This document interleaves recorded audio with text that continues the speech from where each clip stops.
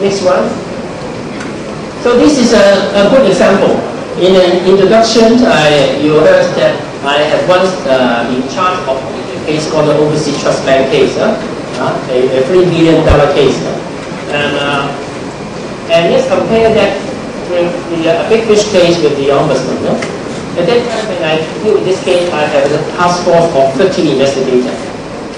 I talked to the people in the ombudsman.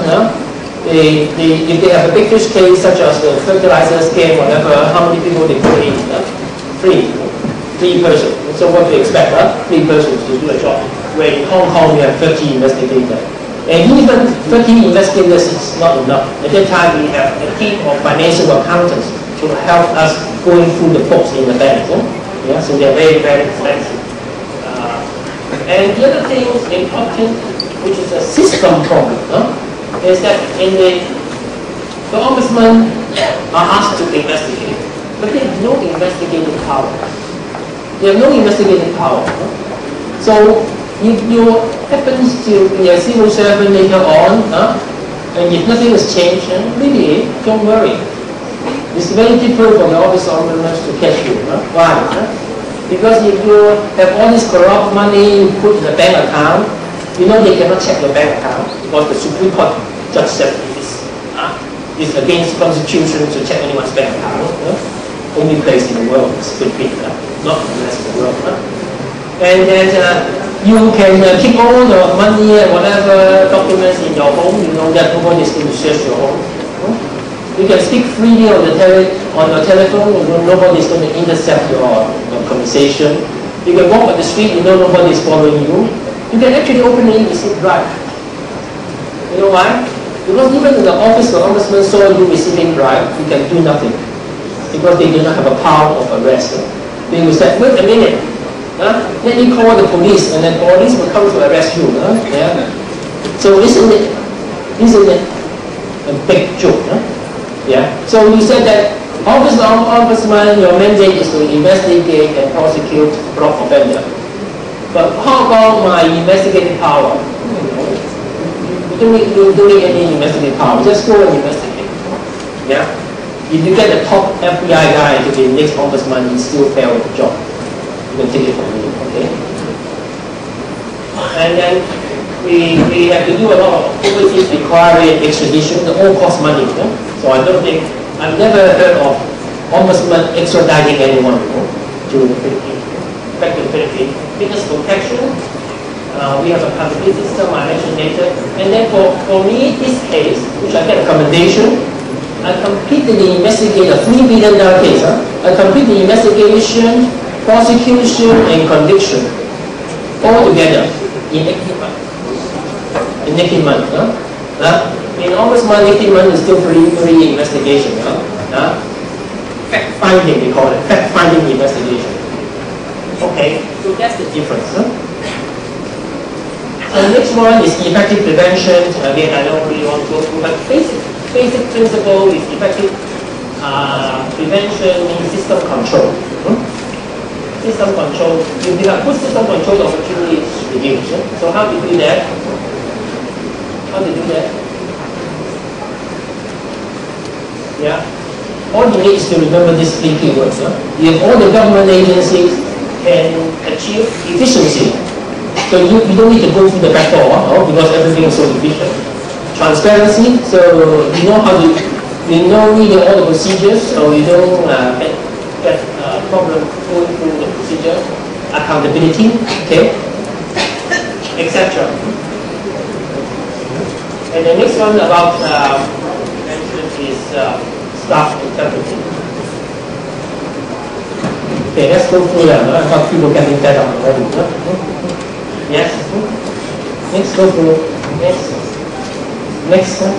Code of ethics is a typical example in the Philippines. There are hundreds of code of ethics lying around. You try to ask the civil servant, do you exactly know what are the code of ethics? You ask them. So prevention, public education. How to do public education? Very simple. Let's go through that. Yeah?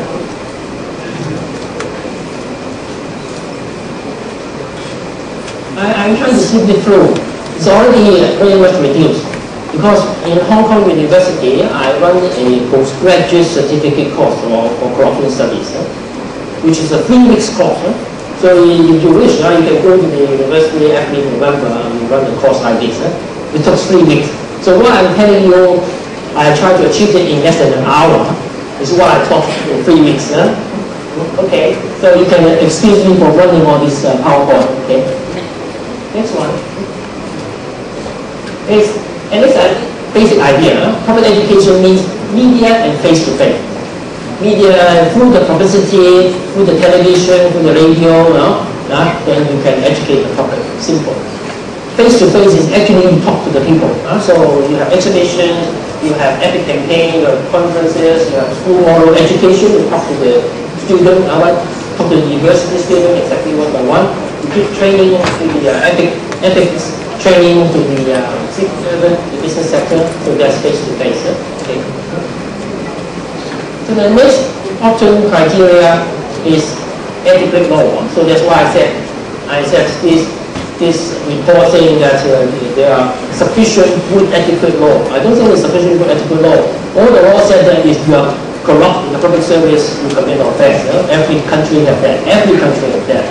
What this country do not have, for example, if you are in the business sector and you receive a bribe, it's not an offense. So that's no good. Okay, most of the people can get off. Secondly, is there's no law on illicit enrichment. Illicit enrichment means that if you are a civil servant and you have a lot of property, and which you cannot explain, then I assume all the money comes from the corrupt process, and you go to jail for that. And all the corrupt process will be forfeited. And we have that in Hong Kong and many other countries like that. This country, no. Okay. Conflict of interest, I think it's mentioned in the report. The conflict of interest law is very poor. Okay. Next.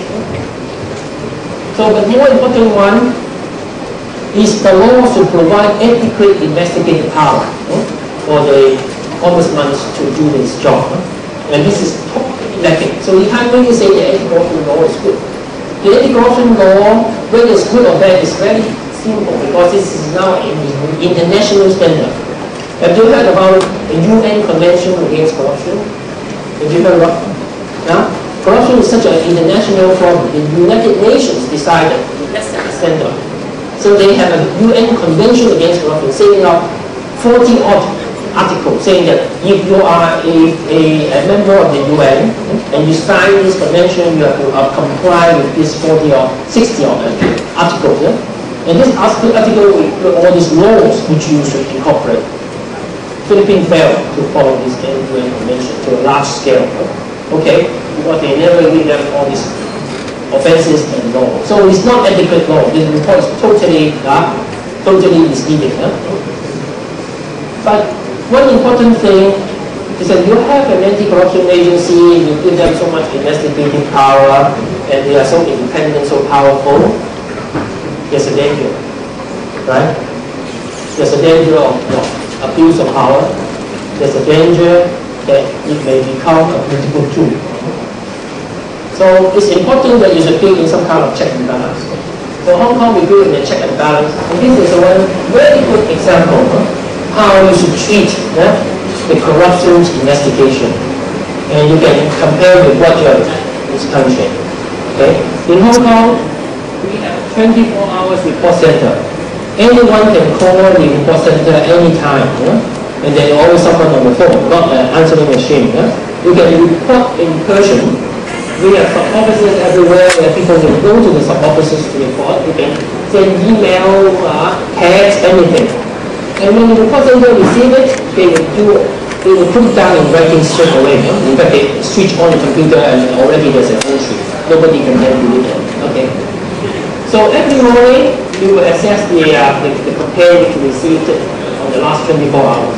If it's non-corruption, we then pass it to the other government department. If it's corruption, then you decide whether to open a file to investigate. Okay? Here is the number one problem, the first problem. If I receive a complaint alleging the brother of the president, so this is too sensitive, I decide not to investigate. Can I do that? In other countries, you can do it. In Hong Kong, you cannot do it. Why?